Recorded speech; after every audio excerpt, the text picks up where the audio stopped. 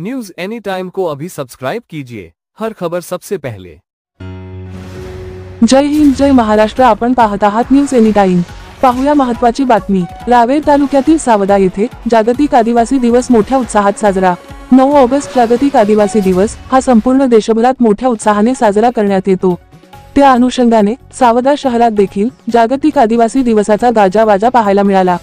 या दिवशी आदिवासी बांधव मोठ्या संख्येने एकत्रित येऊन त्यांचा पारंपरिक पेहराव, वेशभूषा व रूढी परंपरेनुसार आदिवासी दिवस साजरा करीत असतात।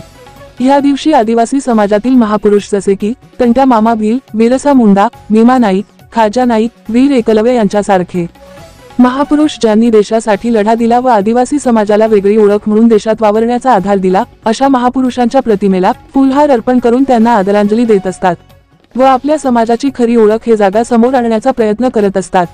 आदिवासी समाज हा एकत्र येऊन आपली संस्कृती व आपली रीतिरिवाज, परंपरा आदी गोष्टींची जगाला जाणीव करून देणे हेच त्यांचे प्रमुख हेतू ठरत असते।